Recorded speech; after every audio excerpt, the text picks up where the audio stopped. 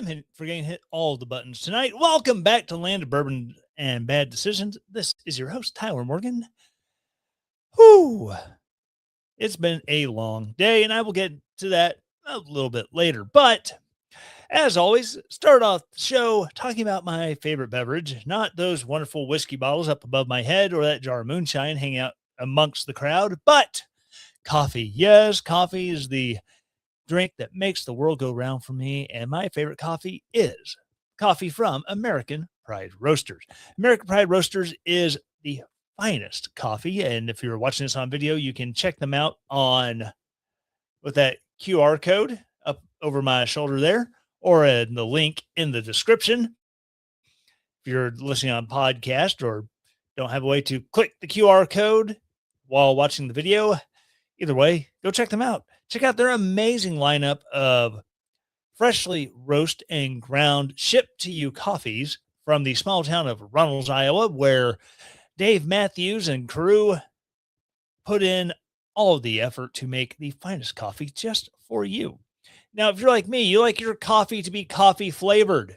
My favorites from there that are just strictly coffee flavored are Thomas Paine Age of Reason remix, the Teddy Roosevelt, and the George Washington. Just all of them top notch, amazing coffees. Or maybe you like the flavored coffees. You know, maybe you like some macadamia nut flavors. Check out the Keith Malinak blend. That's macadamia nut flavored coffee. Or maybe you're a little dessert coffee. Maybe check out the Hamilton Burr, which is like a donut, or it's like a blueberry donut flavored type coffee. Lots of good stuff. Check it out. Their lineup coffees, their coffee drops, absolutely amazing. Check them out today at aprcoffee.com. American Pride Roasters, historically great coffee. All righty. So before I get into it, if you're new here, please be sure to do all those good things, like, subscribe, hit bells for notifications, all those good things. Podcast listeners, be sure to subscribe and, rate, review, and share. The same things I say at the end of the episode. So, getting into the news of things going on, this is more of a question. Why is, we 5 months into the Trump presidency, and now we're getting a return of, if you don't 100% toe the line with Donald Trump, you are anti-Trump, you are a liberal, you're really a Democrat.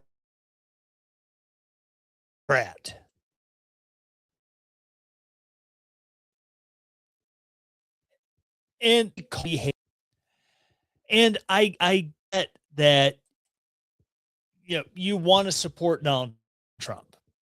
Got it. I want to support Donald Trump.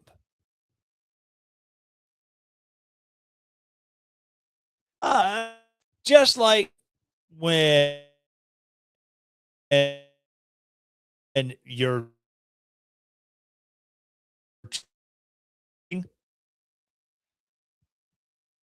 your friends are doing stuff that's questionable, you call them out on those behaviors. Now, you don't necessarily do it in a mean way, but you say, hey, listen, what you're doing, it's not right. It's not healthy. It's blah, blah, blah, blah, blah, whatever. Because you love them, you respect them.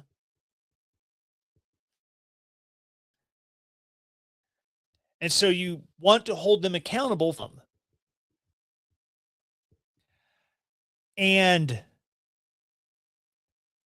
now you have on the right who they're seeing stuff I agree with. They don't necessarily want to, hang their hat on that as a conservative, as a Republican, what have you. And so they say, hey, we think this is wrong. We don't think this is right. We have issues with these things that Donald Trump is doing.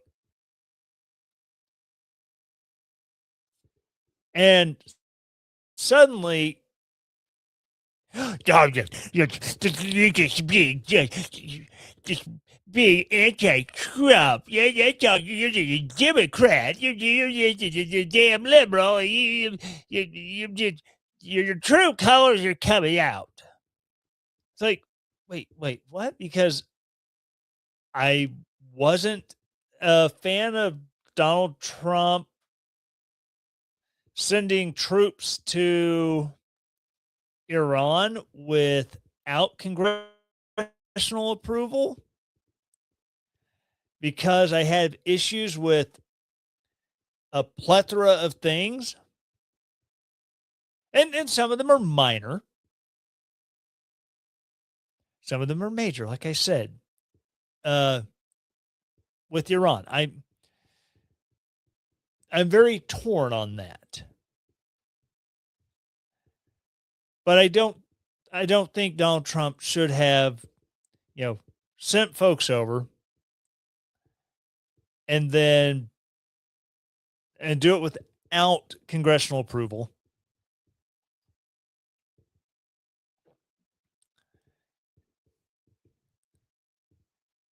Which, that's I said that's it's something I'm torn on. But one of my friends, you know,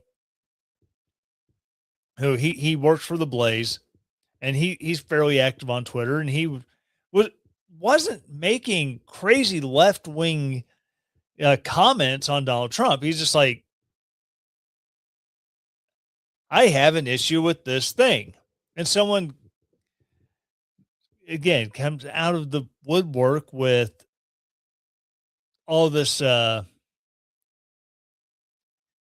You're not being a real Republican. You're obviously just a Democrat. And he's just, my friend, he's gracious and he's like, okay, tell me how I am this. Tell me how I am a liberal. Tell me how I am a Democrat because I have an issue with these specific policies.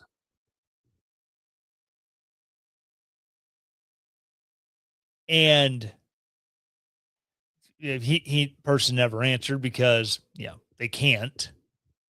Knew they were trapped, so they just backed out as quick as they could. And then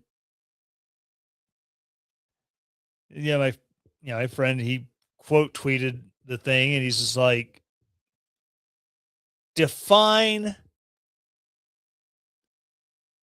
not supporting Donald Trump, or define, let me go back and see what the actual thing was. He said, please define basher as in a Trump basher in this context. And I commented as, quote, insufficient filleting of my Cheeto dusted God King. And this was something that I had issues with way back in 2015 when Trump ran the first time, where if you don't bend the knee to Donald Trump, you're a horrible human being.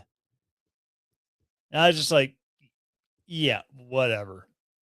2015, 2016, all through the election. And I think my questions about how Republican, I'm not going to say conservative, how Republican Donald Trump would govern gave me pause. So after he had won the primaries and got the nomination, it was him, Hillary Clinton, Egg McMuffin. I think Egg McMuffin was running under the flag of the Constitution Party. Maybe that was in 2020, but either way.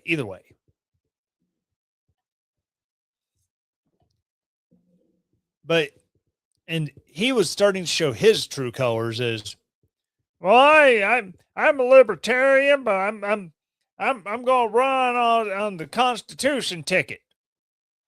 And then he starts espousing crap that is neither libertarian nor constitutional.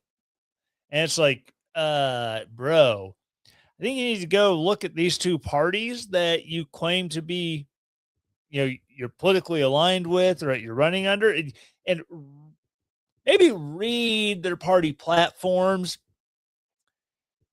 and juxtapose those against the crap that just came out of your mouth. But, anyways, I digress on Egg McMuffin. So way back then, even way back then, so many people glommed on to Donald Trump so hard that you couldn't say anything. You try to point out his previous support for abortion and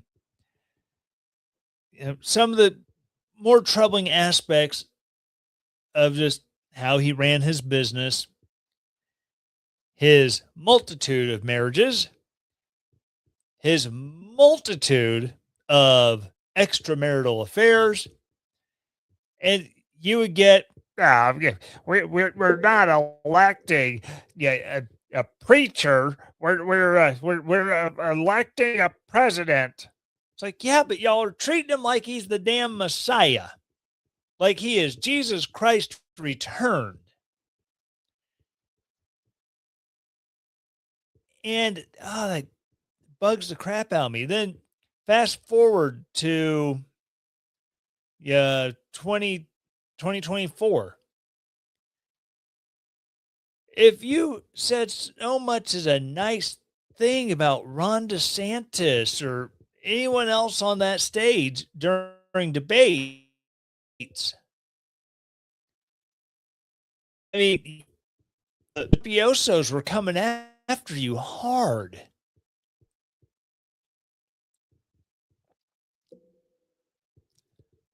And these wouldn't be like Democrat attack lines either. This would be something as simple as, well, when he was doing the tariffs, my end cost went up because I was basically paying the tariff, not the company from China, not the company from Great Britain, not the company from Vietnam, not the company from XYZ. They weren't paying it. It was me.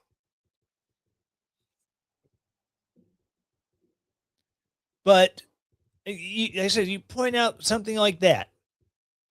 Not a personal dig at Donald Trump, not an attack on character, not, anything that was outside of a political observation. You're just, I'm calling balls and strikes here. He did this. Here's how it affected me. I was not a fan, so I don't think I can support that this time around. So people would make these,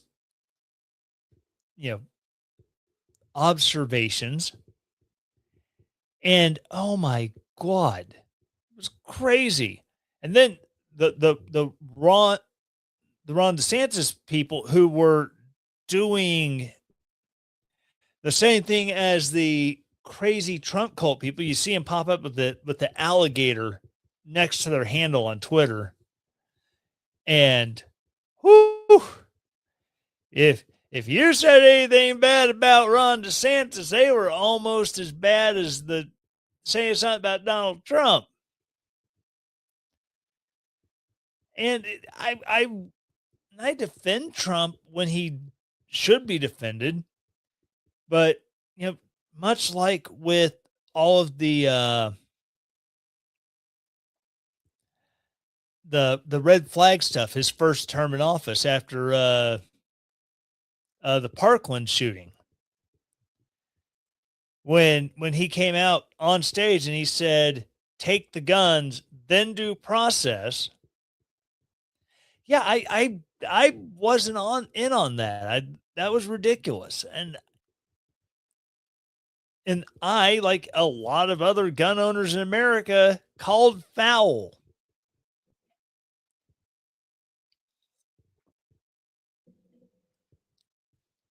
But it's amazing how many people just fall mouth first onto Donald Trump's lap anytime he breathes, his heart beats. He issues a tweet or a truth at 3 o'clock in the morning while sitting on the can. And they just eat it up. It's like, dear Lord, people, have some damn self-respect. I get it. Trump is your guy. But you can't be trying to, suck up to him, simp for him, kiss his ass. You're not going to get promoted. He's another president. And here in 2028, he's going to be gone. Now, he'll probably still be in the public sector. I don't think he's going to do like many presidents in the past have done. It's like, well, I'm not president anymore. Adios. Call me if you need me. And then they're never needed. Unfortunately, though, what happens now is, Trump reaching out and making commentary as a former president. That's the result of Barack Obama. Because Clinton finished, and then he kind of faded into the limelight, or faded into the sunset. Just he gone. Sure, he would still do speeches and stuff like that, but he wasn't being like actively sought out or actively issuing dumb takes. George W. Bush, he completed his second term, and rarely does anything criticizing Obama, Biden, or Trump come out of his camp. You never heard about comments, never heard any comments being made about the Clinton administration by the previous Bush administration.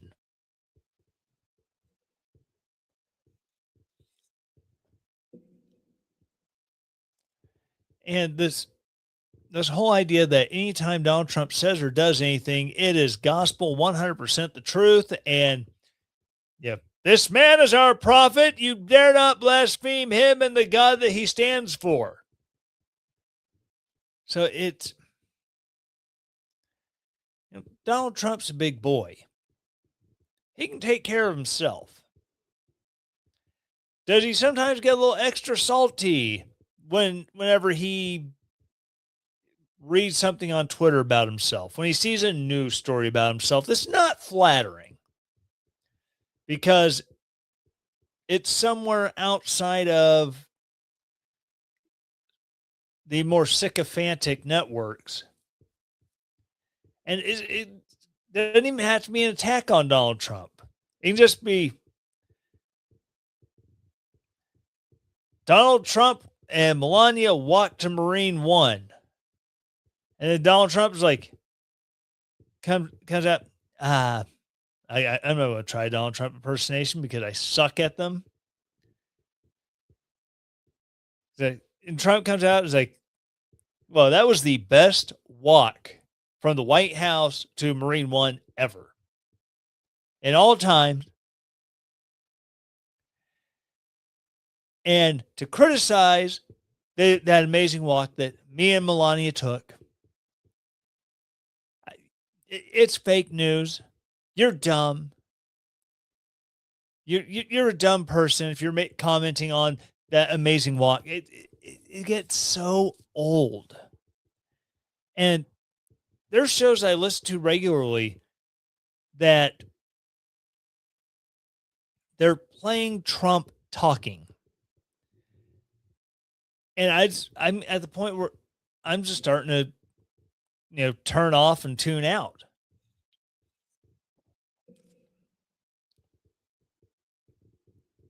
Because every president's going to say the same self-aggrandizing things where if they have to make themselves look like they're so great, they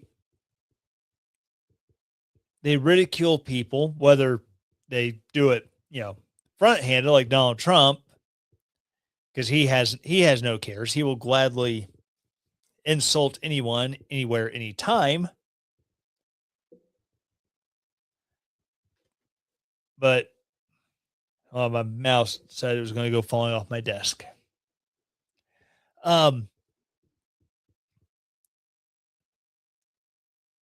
That stupid mouse, train of thought derailed. But yeah, it's just the way people to just lose their minds over attacking someone who doesn't know who they are. That person that they're defending is not invested in them. So even if he were to see a reply to someone having a fair and honest criticism of Donald Trump wouldn't use his social media to come to that person's defense. That when everyone turns on them for being a douche canoe for attacking someone who's just calling a ball and strike on Donald Trump. Donald Trump's not going to jump in there. Whoa. They're right. And yep. You guys going after me, going after them because they defended me. Yeah, that's not right. That's dumb. It's very, very low intelligence thing to do. I mean, he's not going to defend the sycophants and the simps. He's not.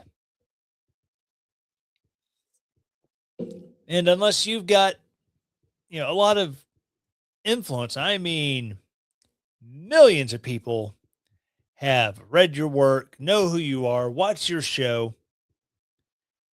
Yep. Unless you can provide something to Donald Trump, he's not going to give you anything because you were a good little sock puppet and went out and defended your God King from the big boogeyman of the Imagine left. And it's exhausting. If you follow politics at all, regardless of what side, if you're a liberal and you made it 24 minutes and 39 seconds into the podcast, congratulations. You probably made it longer than any liberal ever will, and I'm glad you're here. But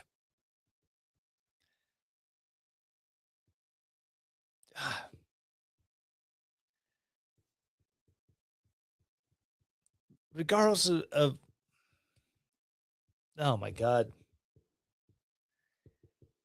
I know there's people who's watching, listening, and there's like, wow, his brain doesn't work. I just like to let you know, I've had like 3 sips of this.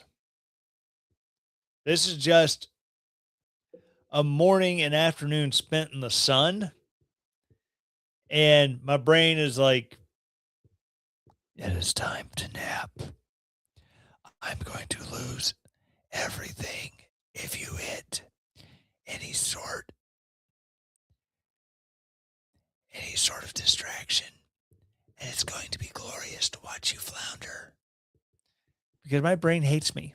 It really does. My brain thinks that I've tried to kill on multiple occasions. And so it takes any opportunity it can to, make my life Yeah, I'm not going to say miserable. I'm not going to say unbearable. To make my life difficult.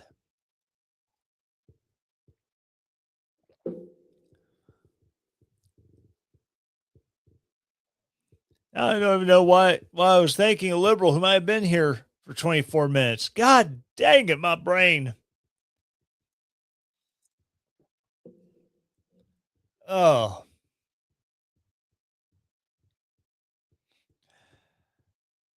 yeah. This one just went off the rails worse than usual. Son of a buck. Oh. Well, you know what? Heck with it. My brain decided that it doesn't want to just keep talking about Donald Trump because, hey, as been proven online, if you don't support Donald Trump, you're obviously not a Republican. You're lying. You need to go hang out with Adam Kinzinger and the Lincoln Project.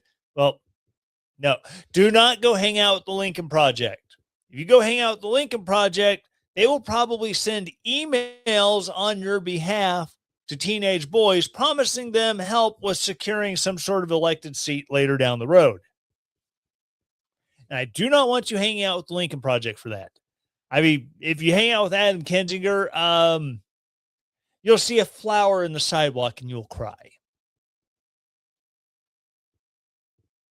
Your wife's boyfriend will have to tuck you into bed when you break down crying watching a Nicholas Sparks movie. I'm sorry, that's just what happens when you hang out with Adam Kinzinger. You immediately go full beta cuck. Hang out with him. I was a fighter pilot. No, you weren't. You were a KC 135 Strato tanker pilot. You were essentially a flying fuel jockey. That's it. And even then, yeah, I'm not going to say your job wasn't difficult to maintain a plane flying at a certain speed with a certain azimuth and certain elevation. That way another aircraft could hit the fueling hose and fuel up safely and get away and get back on mission. I'm not going to say your job. I'm not going to say that was like, oh, that's a piece of cake. Anybody can do that. Yeah, well, can you pilot a plane with a fueling hose extended back to another plane when you get a crosswind that tries to blow your plane from left to right? Pilot to the right, it like feel it starting to move and adjust it. Yeah, if you can't do that, don't say it's easy. But he Kinzinger always act like he's this badass pilot and all that, and he was a fuel jockey.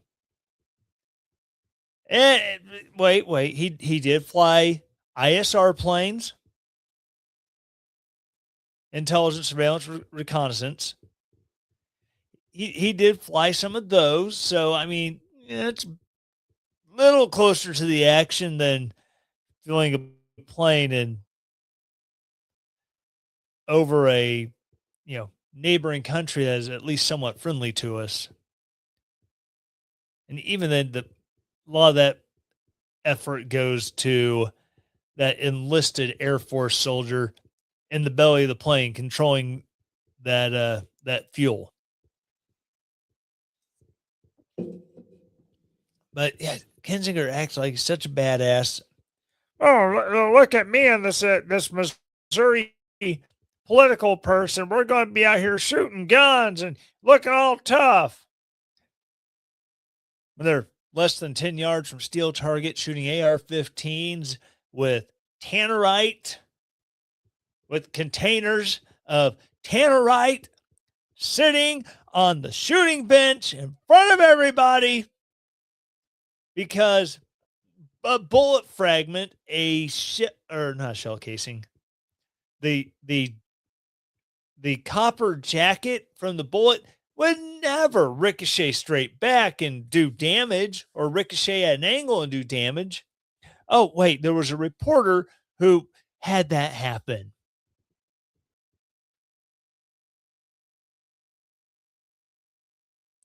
That's you get kicked off the island of being a sensible human being and get sent to be with Adam Kinzinger. That's the kind of stuff that you'll start doing, making really horrible decisions because I don't know, the photo op. If he wounded a journalist for a photo op, I'm sorry. Just stop talking.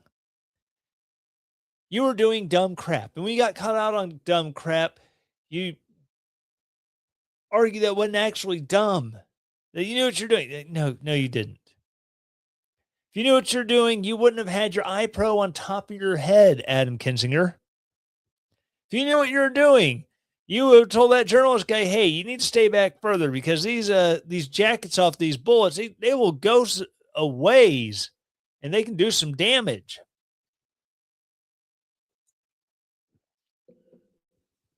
Ugh. God, it gets me so worked up. All right. I'm gonna change subjects. I'm tired of talking about people just prostrating themselves before politicians and Adam Kinzinger being a douche. So let's see here. Let's find the right buttons to click. Oh my God. I can't find the right buttons. All right. So if you're like me and you got the facial scruff, you'll notice after a while if you're trying to do like the 12-month challenge. Oh, excuse me.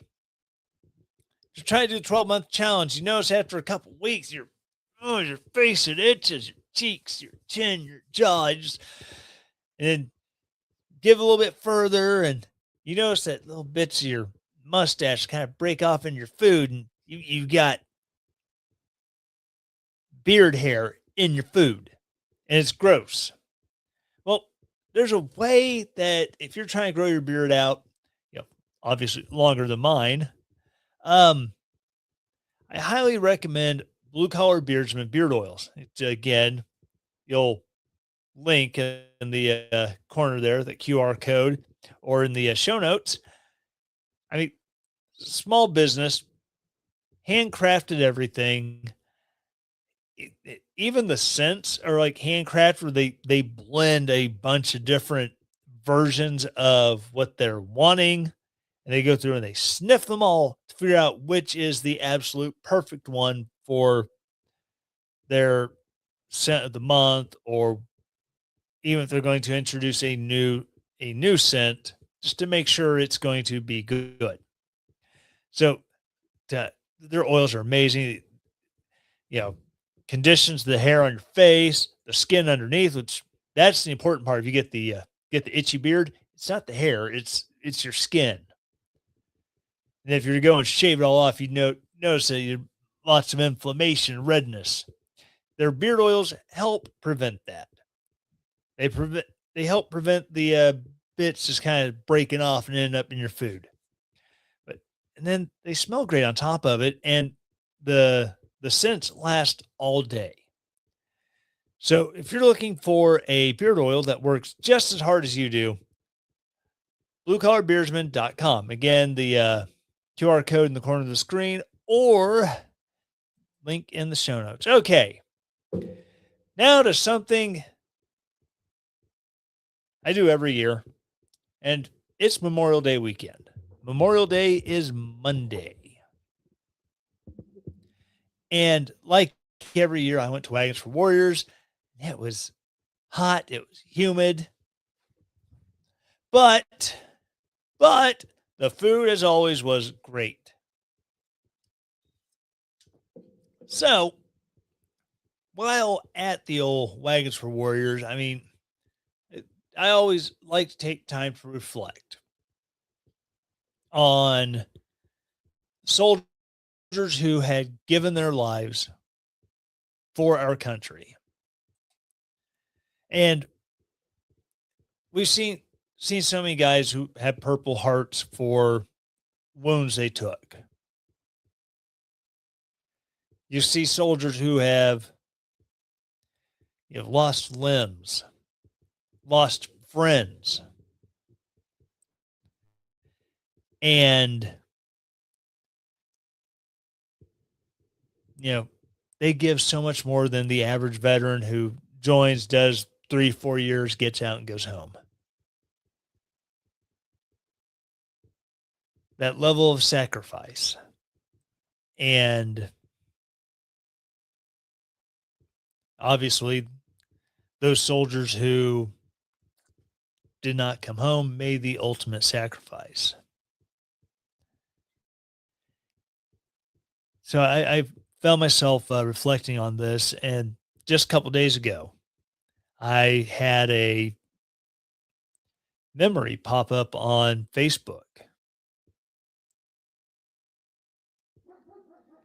and it was mourning the loss of a friend from when I was stationed at Fort Knox.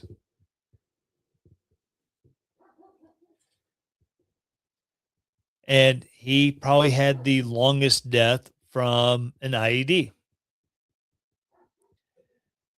Because in 2011, I couldn't tell you what month, much less the date, but in 2011, probably summertime, his platoon was on a mounted mission. He was in the lead vehicle, mine roller on the front, and it hits an IED. The IED goes off. It's big enough that it put half of the mine roller on the hood of that truck. Everyone inside gets their bells rung. So at the end of the mission, they come in and get told, hey, you need to go, everyone needs to go to the aid station, get checked out by the medics. And if there's anything that's concerning about TBI, we're going to have you sent to Salerno for follow-up. Make sure that you're not don't actually have a TBI. And if you do, we'll do we'll have a protocol in place. That way you can heal before you just immediately end up back out on patrol with a broken brain. Well, leading up to this event, my buddy complaining, man, I'm losing weight, but that's weird. I'm eating everything I can see. And I'm having this back pain that just will not go away. Well, he scored high enough on their post-blast evaluation that, yeah, we're sending you to Salerno for your for a follow-up. We're going to have them do x-rays of your back and CT scan of your head, see what's going on. And then they get the images back, and he's riddled with cancer. So the Army, in all of its wisdom, sends him back home to be, it was probably a scarier fight than anything we ever experienced in Afghanistan.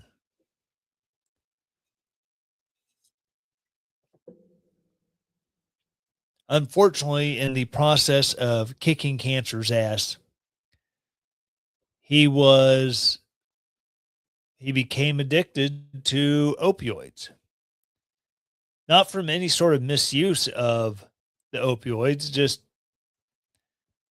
he enjoyed the high feeling that he got when he took them.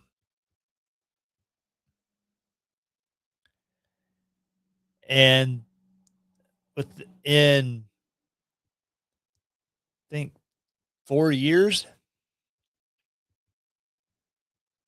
my buddy was dead from a drug overdose or dead from a drug overdose. And I said, I saw this pop up and it just hit me so hard right before Memorial Day that I know there are organizations that are trying to raise awareness on, troops' mental health, on veterans' mental health. And I applaud their efforts. I genuinely do.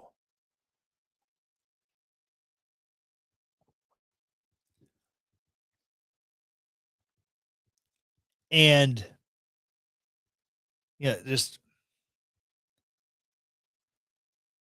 seeing it, my buddy was so broken that he had to turn to those pills that he was prescribed for, you know, after having tumors removed from his body or what have you. Just the hell that is going through a chemo treatment, radiation treatment.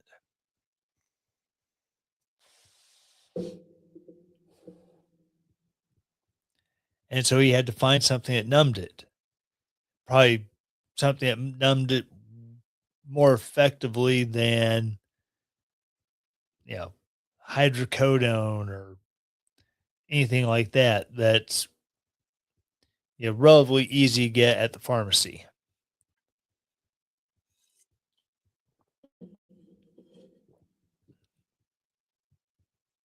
I just remember seeing a tweet or a Facebook post from his sister saying, "Hey, he was found deceased, and it looks like it was an overdose." That it broke my heart because this is the guy every Friday following a company safety brief. He had a literal song and dance number lined up that he did to entertain everybody. That was the person he was. He wanted to see people smile.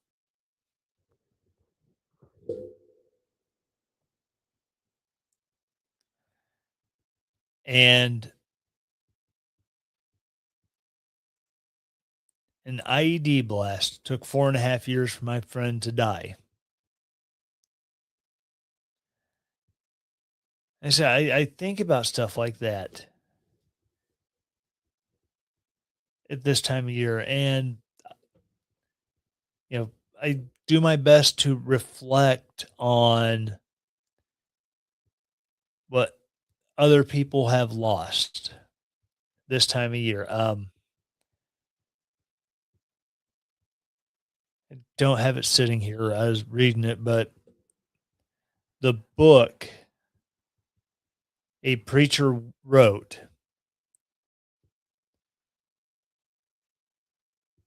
uh, through fire and water,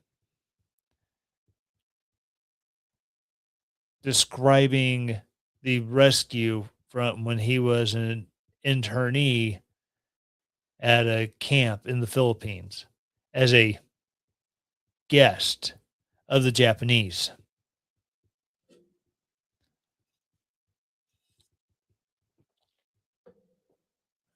I mean,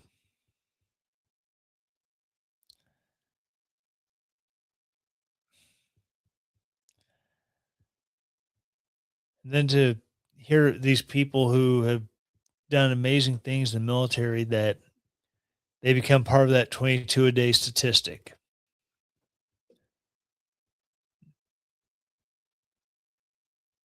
I almost became one of those 22 a day statistics.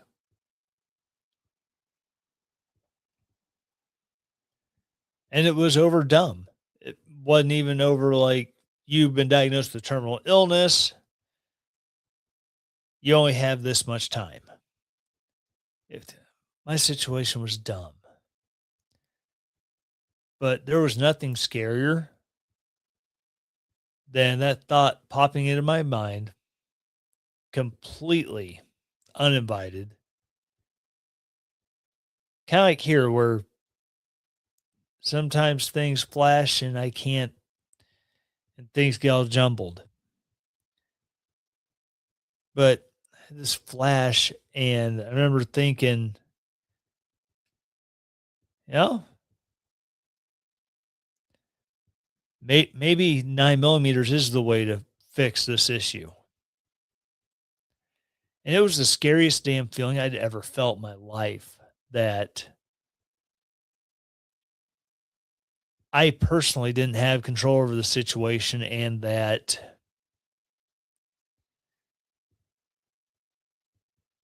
That was the only way to deal with it. And it was this voice inside my head that was cold, it was analytical, and it felt like it wasn't something coming from my jumbled up brain.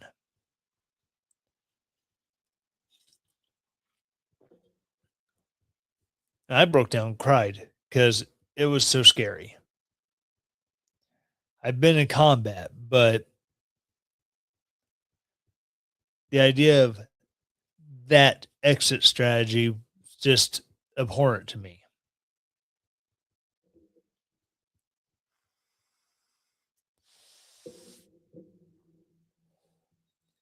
But I got through that.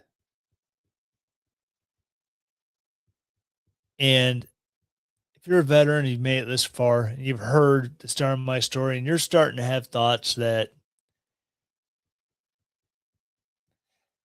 be best described as the spicy depression, um,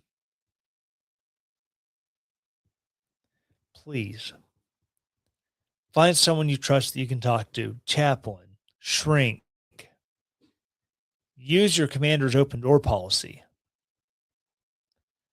and say, hey, I'm having some issues with this thing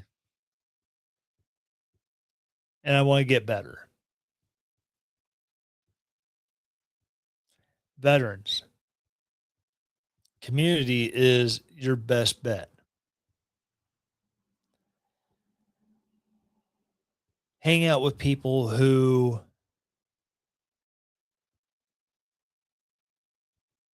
have no issues listening to anything you want to tell them, whether it's something emotional, whether it's something good, whether it's something bad, whether it's a bad memory from where you may have served in the past. Don't bottle that up. Never bottle that up.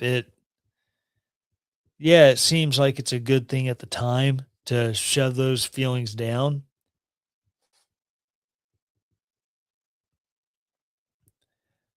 But in the end, death will still come. But why not have an amazing life where you have an opportunity to be a mentor to others?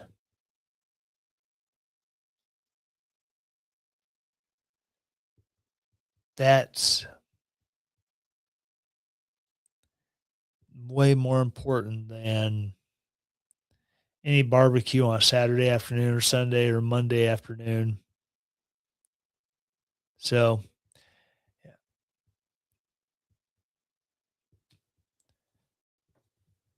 that's going to be the show tonight. I got kind of a down note, but that's fine. It's Memorial Day. I want people to think about the folks that we've lost over the years. All right, so that's going to wrap up the show. Again, thank you so much for joining in. Thank you for listening on the podcast or watching the video on YouTube later. It means a lot. I don't make money on this, and my goal was never to do that. But just if you're a veteran, fight for the good things. And just say thank you to those who would have been willing to stand alongside you during that crappy deployment to Afghanistan, Iraq, wherever it was. No one can love you like they do. All right, so that's going to wrap it up. Again, it's the same four things every week. Subscribe, hit the bell for notifications if you're watching this on YouTube. Um, subs- Subscribe, rate, and review. 5 stars, say something nice, and have a good life. Keep fighting for the things you believe in. Don't let dumb politicians try to make you feel guilty because you shouldn't. Love those friends who are no longer with you. Love their families that are left behind.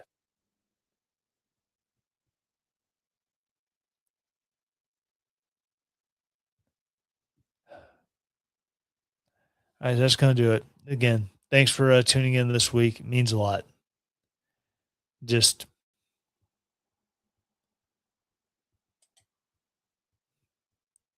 I'm all kind of miserable and sad.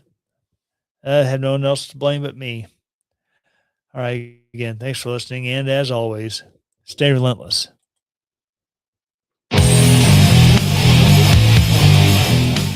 The Tyler Morgan Show is a Relentless Daring Media production. The Tyler Morgan Show is supported by its listeners. To support the show, go to ko-fi.com/Tyler Morgan Show to donate there, or relentlessdaring.com and hit the donate button at the top of the page to set up your donation. All music used in the Tyler Morgan Show is used with permission from purpleplanet.com, link in the show notes. 2 Timothy 1:7.